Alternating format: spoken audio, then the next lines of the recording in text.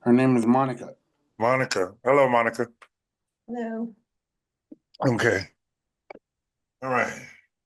So I'm gonna prep or preface what you're doing first, and then we'll go into Anthony, and then we'll ask Anthony a couple of questions, and then just so you can get back to teaching. It's okay, that's how the game is played. You thought you could be fired, but didn't know how to get paid.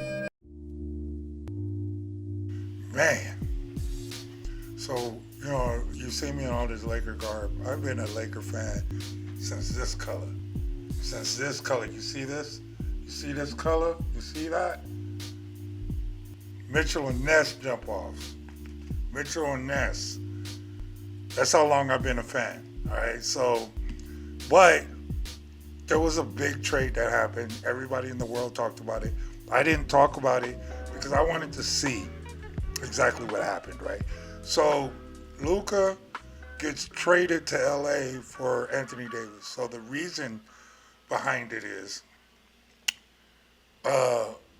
Dallas wanted to be in contention for a championship. Right now, Luka was he was injured, and they talked about how he was gaining weight, he was drinking a lot, he slept a lot, just an unhealthy Luka Doncic. And the sad part about it is, everybody goes to a funk. That was his first team, Dallas Mavericks. I think he went there like at 18, 19 years old. That's all he knew. He's only been there for like 6 years. So the fact that that's going on, that's one. Anthony Davis hasn't had a long stint of not having injuries. Last year was actually his first year he played the majority of the season, which a lot of us were shocked. Now, don't get me wrong, I'm a huge fan of Anthony Davis, but this trade I think it was something else, right? For a whole city, a whole entire city to get mad. I just didn't get it, man. It was like the craziest thing I've ever witnessed as far as being a basketball fan. And I lived in Dallas when the Mavericks sucked, okay? I ain't seen this many people in Dallas put this much stock on a player. He didn't ask to get traded, so I can see the emotions of like, what, huh, why, But now when Dallas went to, when Davis went to Dallas, okay, Dallas played LA in LA. So they honored Davis because Davis didn't ask for the trade either. It was a bum deal that he was part of that he shouldn't have been a part of, okay? And so we knew that towards the end of the season, Luka would have to face Dallas in Dallas. So we didn't know, the fans, how they felt about Luka. They didn't boo him. They love him to death. If you just saw the whole stadium, they were wearing either Laker gold with 77 or Dallas blue with 777, which I thought was dope. And they screamed, like, the thing that got me, I've never seen a tribute before like this. This is like, I've never seen a tribute before.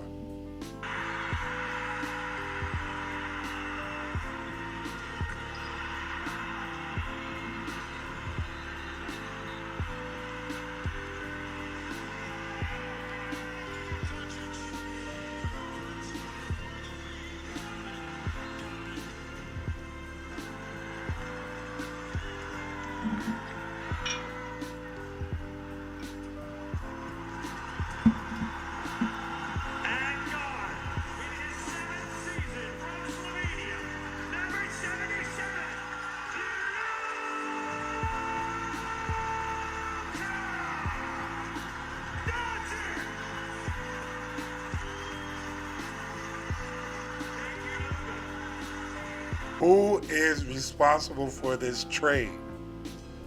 Who's responsible for this trade? He was on the ops side. They said number 15, Austin Reeves, like so nonchalant. Number 23, LeBron James. And then when it got to Luka, as you saw, it was a production, right? That's how much Dallas loves Luka Doncic, right? Who they hated. Now, you can't fault Mark Cuban in any of this because he sold his shares of the team, so he has no say. So Mark Cuban, they caught him on camera when they were saying fire Inco or whatever, the GM for Dallas. Look at the face Mark Cuban was making.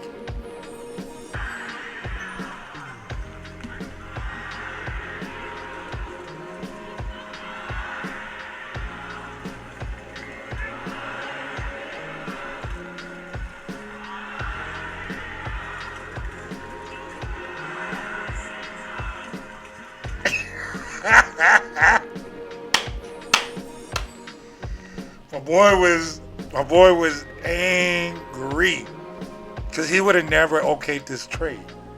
So that's what's so crazy about it. But look, let's go to the highlights of the game. That wasn't even the worst part of it. This is what the worst part of it is. Yo, I gotta check this out. This is what we saw on TikTok. And this comes from Mutant Mode on TikTok. And the way he explained it is the best that we can do. Fuck. Luka just fucked the shit out of his old team doggy style baby. The Lakers weren't fucking around and made the Dallas Mavericks their bitch. The Lakers clearly won the trade, and Luka made sure to show the Mavericks that they made the biggest mistake of their fucking life, letting Luka go for never healthy Davis. Luka dropped 45 on that ass tonight and a whole lot of tears before the game started. You could tell he didn't want to leave Dallas. That was his home. But the Dallas Mavericks are fucking idiots. Anthony Davis had 13 fucking points. So that goes to show you who won the damn trade. I know he's still getting back in his groove, but this was the game to show everyone that the Mavericks got you for a reason. The Lakers are hungry and are going to be a hard team to beat moving forward into the playoffs with Luka doing his thing, LeBron dropping 27 tonight. Didn't even need Austin Reeves to do much tonight. And they still blow out the Mavericks. Luka, you are a beast, and this will forever haunt the Dallas Mavericks. Thanks to Mutant Mode for that coverage. That's the best we can sum it up right here, man. Who have I Hate podcast shows. Yo, make sure you subscribe, like, and share. Be my friend. Be my friend. And you can find me all over the place. But it's Who Heff right here. I Hate podcast shows.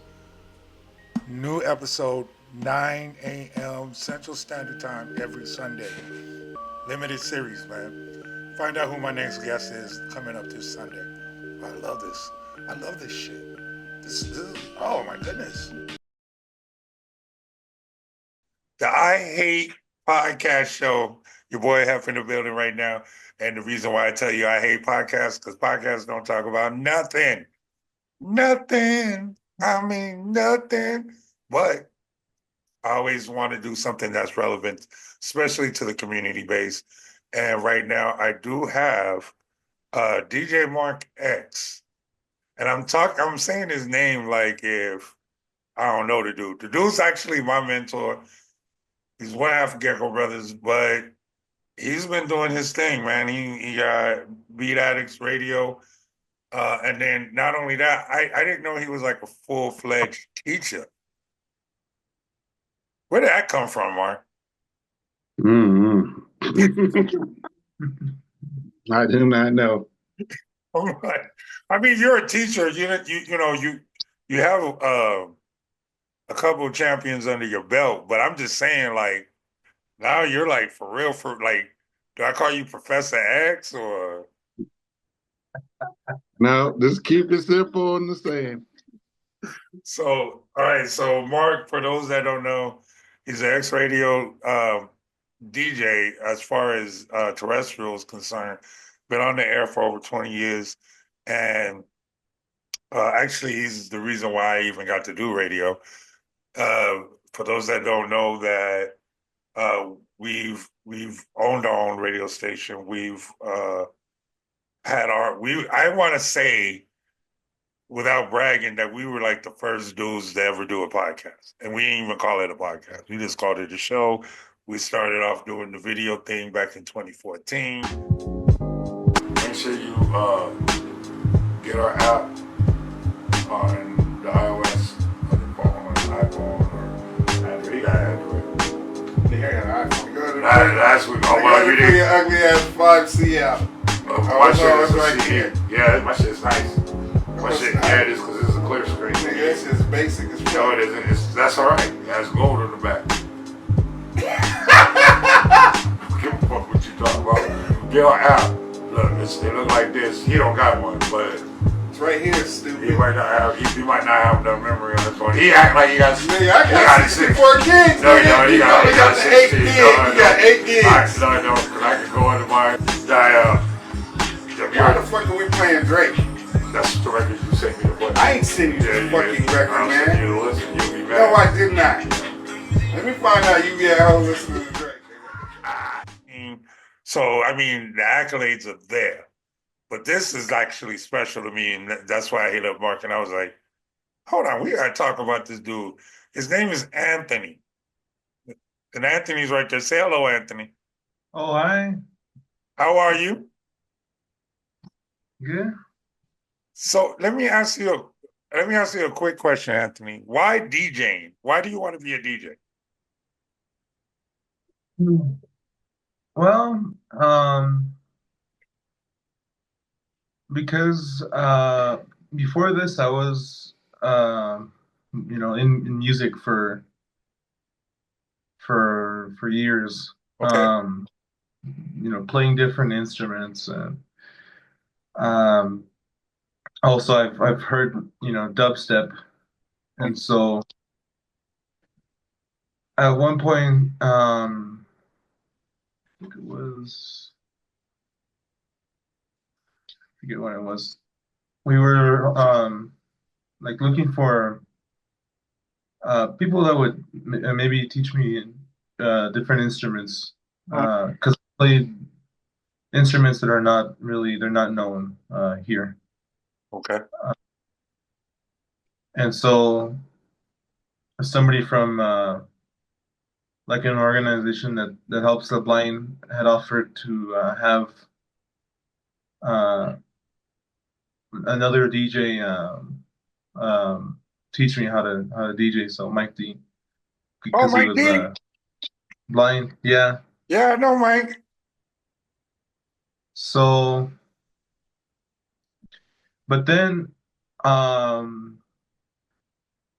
Marcus, who he also helped me with like finding these instruments, and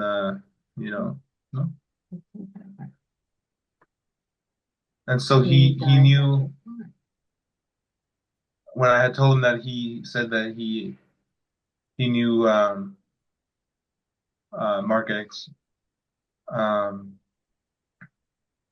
so he got in touch with him, and that's when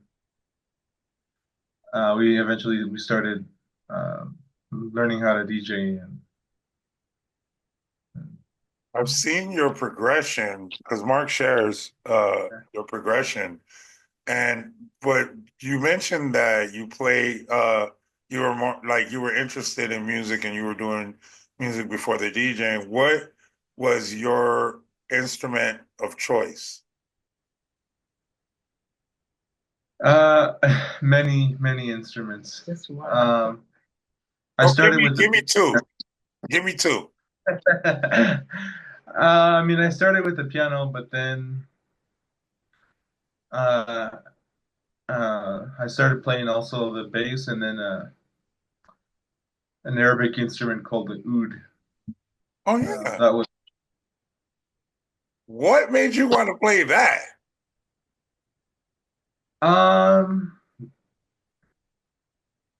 Well, I had stopped. I had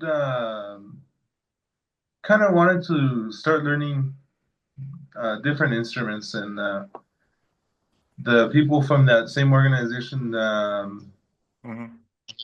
had, I think, either known or I'm not sure, but had somebody come and teach me percussion instruments like the bongos and stuff like that. Right. So when she came, she had other drums like some African instruments and stuff like that. So after that, then I kind of started to realize that there were more instruments like other than the ones that we know uh, here. So you started Um, venturing out to see what was yeah, what else actually was out there. fun? Mm. Yeah.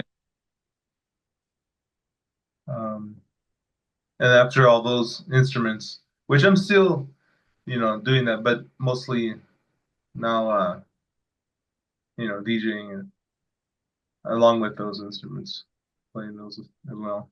Um, but yeah, I started to kind of look for more instruments to learn. So being all right, so being blind, right? And Mark, and I don't know if Mark ever told you this story of this turntablist we saw in Miami that like did like the most. I didn't even know, right, until Mark was like, "Yeah, man, he's from Philly." You remember Mark? Yeah. You never told him that? No, I haven't. I didn't tell him about that. I think we talked about some other people, but it wasn't it was cosmic, not cosmic Not Cosmic Kev, but it was I can't think of his name. But it had something to do with fingers. Uh, but when I tell you, he was like a like you know who Jazzy Jeff is, right? He was the same, like, and with no, and I was like, what? And he was picking up records, and I'm still sitting there like, well, I didn't know what record he's gonna play, and he still was yeah, doing it. And and it he was, was pulling out records, mhm. and at the time there was no Serato or nothing like that. So um well, it had just came out. Let me put it that way. But it wasn't. And Nobody was using it like that yet. yeah, all the DJs were kind of like, nah, we don't want to use it because it'll probably mess up in the middle of a set. So um, he came up there and he was in a DJ battle and he was battling and he was grabbing the records like I don't know, maybe he might have like little braille tabs on his records or something, but he was pulling them out just like we would do it. So Um, It was a. So let me ask you this, Anthony. Okay, you said dubstep. What is it that you want to DJ? Is it dubstep still, or are you looking at being more well-rounded, or are you like what is your ultimate end game? um, hmm. Yeah, I mean, I think, uh, yeah, I kind of like everything. Yeah. So you Um, want to be able to just play if they tell you, "Hey, play some house music," you're like, "All right, whatever," and you just play it like that's, or they were like, "Yo, play some hip hop," like, and you like, are you doing it to like to understand the music and the genres more as you progress, or is it just like how you do the instruments, how you're trying to like find out more about different instruments and stuff? Are you doing the same thing with DJing, trying to find out like more genres of music or what fits what, or you want to be experimental? yeah, I mean, yeah, I think just kind of like the with the instruments, uh, because like before I started doing this, I had no idea. I knew about some of this stuff, but I didn't really know, I guess, like a lot of uh like other than dubstep, because that was, I guess, what I heard like most Hmm. before. Um yeah, and then of course like hearing the different like music and stuff like that. So, how are you learning? Because that's one thing that I wonder if people are wondering, like, well, exactly how? Like, is it BPMs? Like, what is it that is what is it that creates the muscle memory? Um yeah, I guess just kind of like practicing it. Um kind of getting, I guess, used to the like the music and stuff. He counts beats. Okay. Oh yeah, yeah. When the song's playing, all like count the beat, so that way when I come in, I right at the right time. So Mark And don't be playing with you, right? And make you count on 5 versus 4, right? You don't be doing that, right? No, no, I don't mix them up. So I would talk crap if I see you mixing on 5, like on the 5th. I'd be like, hey, hey, hey. But so Mark, how are you able to um, teach this? Like, I get the counting beats part because that's important because you can, as long as you can count beats, you can DJ on anything, in my opinion. yeah. What are you doing to teach? I basically told Anthony because he's in a mariachi band as well. Oh, see how you leave that out? Because there's so many, I play so many instruments that it's just like instrument after instrument after instrument. Golly. Well, go ahead, Mark. So I told him like if he was doing a performance, everybody gets their turn and they got to come in. They got to come in on the one Yeah.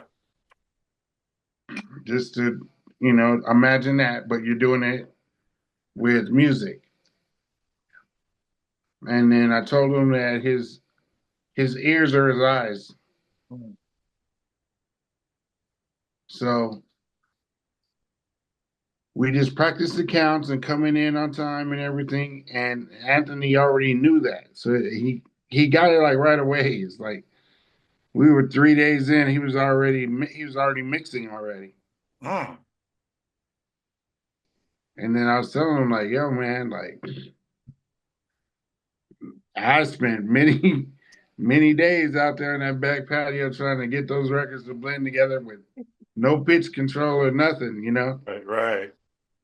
And I was already recording mixes that Anthony did. Like the third day, we already were recording mixes already. Really? Yeah. Yeah. So when and trust Mark, I get that. As far as trying to beat match, and then especially with the pitch control. Um, but the interesting thing is that Anthony seems to be a cheat code because he doesn't have to look at a screen like most newer DJs look at wavelengths now. You know, True. they don't use the headphones anymore because they think they can look at the wavelengths and match it, and I feel like, so do you feel like if Anthony, as he perfects the art craft, he can just jump on turntables with nothing, like with no problems? I haven't brought the Rain 12 over here yet, but I plan to. I just had to get to Assassin's house to get it because we were over there recording and everything. I kind of left my mixer and all that over there. So we have the controllers over here, but in time, if I don't get the Rain over here, what I'll probably do is have T.O. bring his turntables in. You gonna teach him how to scratch? Yeah, he can scratch a little bit. You can scratch a little bit, Anthony. Yeah, a little bit, yeah. All right. Okay. See, that's important. That's important to know. Because scratch transitions are everything. All right. Hey, if you don't scratch on a transition, I'll be thinking something wrong with you. So, what's your ultimate goal after mastering this art form? Is it just like a notch on the belt of many things that you've already accomplished, and you just accomplished another thing, or you're going to put it to use? Like, what's your goal to this? Yeah, I think. I mean, I'm definitely gonna put it to use. Maybe even try to, I guess, not combine it, but maybe like in a way, like with some of the other, like I don't know, like the traditional music from other places. Maybe try to, I guess, incorporate maybe the DJing into that. Oh, that'll be dope. That'll be dope. Yeah. All right. Well, I don't want to keep y'all more than what you have to. Grandma, thank you for letting me interview him, because it was a big deal to me. So Yeah, thank you. I really appreciate y'all taking your time out to holler at me for a second. And I mean, if you're looking for the best teacher, you got it right there. Like you can't get no better than him. So don't let him trick you. Okay, these are words of advice. Don't let him trick you into being off on the beats or something, so you can get a little chuckle. He's not going to give you a break if you mess up on the scratch or something like that. He's not going to give you a break. But if he gives you a break, you need to ask him. You ain't got nothing to say about it. Like, purposely do things to agitate him, and then. I'm playing. I'm playing. I love my guy right there. All right, so I'm gonna let y'all get back to that. I'm gonna get back to what I'm doing. And Anthony, wait, before we leave, you gotta have like I mean, I'm Pooh Heff, but I don't use DJ in front of my name because I never thought I mastered art. So I just don't use DJ. But what's your DJ name?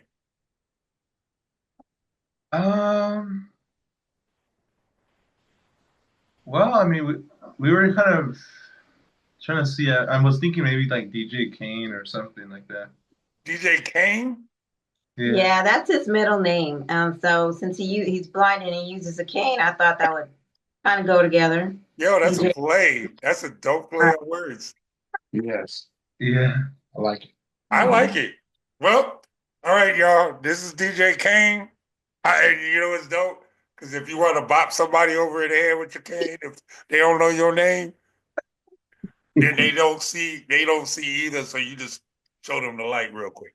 All right. So thank you again, DJ Cane, aka Anthony. Thank you again, Mark. And I'll let y'all get back to it. And it's I Hate Radio. Oh, I Hate Podcasts show going down. We'll see you later. Bye-bye.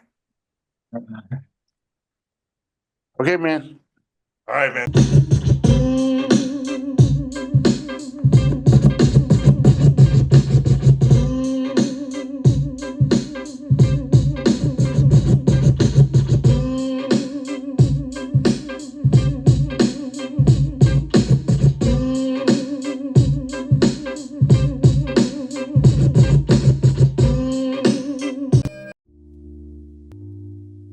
Okay, I'm from the era of hip hop.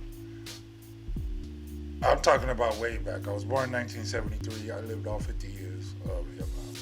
And in the beginning, hip hop was kind of suspect because it came off of disco. And the disco era, you know, they had the shiny suits and all that goofy gear. So if you look at Grandmaster Flash and the Furious Five, and groups like that were in the early 80s, they were spawning. from the late 70s at the ending of disco, you had a lot of groups that were, you know, dressed like the village people. Pause. Now, the thing is, as hip hop was progressing, we had groups like Boogie Down Productions that came out, and they were the more street, more of what I was more accustomed to when I was growing up. And then it just became like that. And then, of course, it switched back when you got Big Daddy Cane. And then Big Daddy Cane showed you that you could wear a suit and still be rugged. And then, you know, Special Ed is my age. So when Special Ed dropped, I thought he was speaking to me, and we all dressed like that. Now, 1993 was a special year because I was in college. But, you know what was crazy about that is we dressed crazy. And I'm only saying we dress crazy now because I feel foolish that, like, I look at my pictures of myself and I'm like, golly, that's what my mama was talking about. You know what I'm saying? So my mama used to be like, you can't pull up your pants, do this, do that, do this. And, you know, you just be like, shut up. Let me live my life. And then you start looking. Some of the stuff we did didn't age too well. One is how we dressed. I don't know what the fascination of wearing baggy clothes was, but I loved it. I loved it. And on this episode of Oprah, this is 1993, Snoop had just dropped his solo album, Doggy Style. Right before that was Chronic. The West Coast ended up taking over. And when it took over, you had the East Coast, you had the West Coast. South wasn't really popping like that because we still had, down south like in Georgia, they had like MC Shady and stuff like that still around that time. It wasn't really like mainstream yet. So when Snoop came out, this is what we get, man. This is exactly what happened. Can't fault my man. But I wonder now, he got to be about the same. Well, he was 16 on this video. So he was about 3 years younger than me. So he's a grown-ass man now. I wonder if he goes back and look. And I kind of wonder, like, how he looks now. I don't, because they said the representation of how you dress is how you're going to turn out, which I think is totally BS. But, you know, I've seen clean-cut kids in high school that are doing bids right now. And I'm sitting out here making YouTube videos. 15-year-old son, Pierre. I am fed up with the way he goes to school every day, from his head to his toe. Baseball cap. Hate it. Just found out 2 weeks ago. Chronic marijuana. Hate it. Gotta go. T-shirt. Too big. Rolling dice. Not my chosen role model. Pants. 2 sizes too big. Shorts showing. Can't stand it. Gym shoes. Big. Dirty. All he wears. I'm tired of this look. Okay, so let me explain. This is me. I used to have a full head of hair, and then I went bald. And this is the 90s. This is how I look. Now, as you're looking at this picture right now, I'm wearing a XXX baby blue, North Carolina blue shirt. I got a headband on. Even though I use the ball, I mean, I'm obviously in streetwear. This is where the street balling video games, you would try to dress. This is how I looked in real life. I had the expensive bracelet on. I had an expensive chain. And I had the baggy shorts that were like 5 sizes too big for me. And if you look at the bottom, I had a pair of Air Force Ones, baby blue and white. Man, you can't tell me that wasn't clean. Was it pull a young female clean? Maybe not. Now this is radio me. You see, that's radio me right here. Now, the difference is when you get a little bit of money in your pocket that's legal, you wanted to portray yourself as a different type of person. So I have a customized New York Yankee fitted on top of my dome. I'm wearing a Stacey Adams suit. I'm wearing a shirt, the shirt under had cufflinks on it. However, the suit was still baggy. But I felt like I was looking super duper fresh. I was looking super duper fresh. So I ended up growing up looking like I had some common damn sense. And in my 50s, yesterday's price is not today's price. You dig what I'm saying? Yesterday's price is not today's price. So don't judge the book by its cover, because young kids, young boys, young girls are gonna do what they do to get in where they fit in. And we eventually grow up to become productive people in society. Come on, man. Look at fucking fresh. Fresh. Look at that. Got the Steve Harvey jacket on. All right. Stop playing.